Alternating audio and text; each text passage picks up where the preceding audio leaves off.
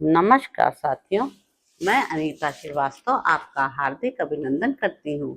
श्रीमद् वाल्मीकि रामायण में आज का प्रसंग है रावण का शुक और सारण को फटकार कर अपने दरबार से निकाल देना, उसके भेजे हुए गुप्तचरों का श्री राम की दया से वानरों के चंगुल से छूटकर लंका में आना।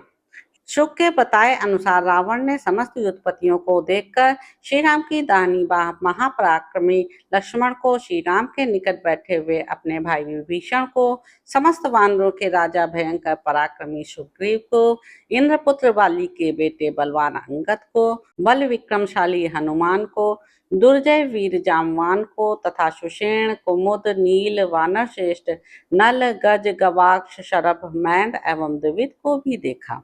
उन सबको देखकर रावण का हृदय कुछ उद्विग्न हो उठा। उसे क्रोध आ गया और उसने बात समाप्त होने पर वीर, शुक और सारण को फटकारा। बेचारे शुक और सारण विनीत भाव से नीचे मुंह किए खड़े रहे और रावण ने रोष गदगद वाणी में क्रोधपूर्वक यह कठोर बात कही। राजा निग्रह अनुग्रह करने में भी समर्थ होता है। उसके सहारे जीविका चलाने वाले मंत्रियों को ऐसी कोई बात नहीं कहनी चाहिए जो उसे अप्रिय लगे। जो शत्रु अपने विरोधी हैं और युद्ध के लिए सामने आए हैं, उनकी बिना किसी प्रसंग के ही स्तुति करना क्या तुम दोनों के लिए उचित था? तुम लोगों ने आचार्य, गुरु, वृद्धों की व्यर्थ ही सेवा की है, क्योंकि राजनीति का जो संग्रहणीय सार है उसे तुम नहीं ग्रहण कर सके। यदि तुमने उसे ग्रहण भी किया हो तो भी इस समय तुम्हें उसका ज्ञान नहीं रह गया है। तुमने उसे भुला दिया है। तुम लोग केवल अज्ञान का बोझ ढो रहे हो। ऐसे मूर्ख मंत्रियों के संपर्क में रहते हुए भी जो मैं अपने राज्य को सुरक्षित रख सका हूँ, यह सौभाग्य की बात है। मैं इस राज्य का शासक हूँ। मेरी जिह्वा ही तुम्हें शुभ या अशुभ की प्राप्ति करा सकती है। मैं वाणी मात्र से तुम पर निग्रह और अनुग्रह कर सकता हूँ। फिर भी तुम दोनों ने मेरे सामने कठोर बात कहने का साहस किया। क्या तुम्हें मृत्यु का भय नहीं है? वन में दावानल का स्पर्श करके भी वहां के वृक्ष खड़े रह जाएं, यह संभव है, परंतु राजदंड के अधिकारी अपराधी नहीं टिक सकते। वे सर्वथा नष्ट हो जाते हैं। यदि इनके पहले के उपकारों को याद करके मेरा क्रोध नरम न पड़ जाता, तो शत्रु पक्ष की प्रशंसा करने वाले इन दोनों पापियों को मैं अभी मार डालता। अब तुम दोनों मेरी सभा में प्रवेश के अधिकार से वंचित हो। मेरे पास से चले जाओ। फिर कभी मुझे अपना मुंह न दिखाना।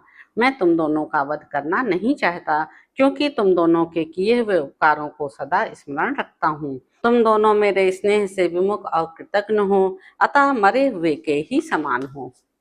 उनके ऐसा कहने पर शुक और सारण बहुत लज्जित हुए और जय जयकार के द्वारा रावण का अभिनंदन करके वहां से निकल गए।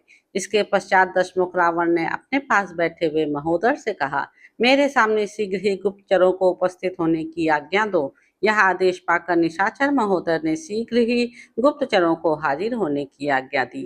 राजा की आज्ञा पाकर गुप्तचर उसी समय विजय सूचक आशीर्वाद दे हाथ जोड़े सेवा में उपस्थित थे। वे सभी गुप्तचर विश्वास पात्र, शूरवीर, धीर एवं निर्भय थे। राक्षस राज रावण ने उनसे यह बात कही, तुम लोग अभी वानर सेना में राम का क्या निश्चय है, यह जानने के लिए तथा गुप्त मंत्रणा में भाग लेने वाले जो उनके अंतरंग मंत्री हैं और जो लोग प्रेम पूर्वक उनसे मिले हैं, उनके मित्र हो गए हैं, उन सबके भी निश्चित विचार क्या हैं, इसकी जांच करने के लिए यहाँ से जाओ। वे कैसे सोते हैं, किस तरह जागते हैं और आज क्या करेंगे, इस सब बातों का पूर्ण रूप से अच्छी तरह पता लगाकर लौट आओ। गुप्तचर के द्वारा यदि शत्रु की गतिविधि का पता चल जाए तो बुद्धिमान राजा थोड़े से ही प्रयत्न के द्वारा युद्ध में उसे धर दबाते और मार भगाते हैं। तब बहुत अच्छा कहकर हर्ष में भरे हुए गुप्तचरों ने शार्दूल को आगे करके राक्षस राज रावण की परिक्रमा की। इस प्रकार वे गुप्तचर राक्षस शिरोमणि महाकाय रावण की परिक्रमा करके उस स्थान पर गए जहां लक्ष्मण सहित श्री राम विराजमान थे। सुवेल पर्वत के निकट जाकर उन गुप्तचरों ने छिपे रहकर श्री राम, लक्ष्मण, सुग्रीव और विभीषण को देखा। वानरों की उस सेना को देखकर वे भय से व्याकुल हो उठे। इतने ही में धर्मात्मा राक्षस राज विभीषण ने उन सब राक्षसों को देख लिया। तब उन्होंने अकस्मात वहां आए हुए राक्षसों को फटकारा और अकेले शार्दूल को यह सोचकर पकड़वा लिया कि यह राक्षस बड़ा पापी है। फिर तो वानर उसे पीटने लगे।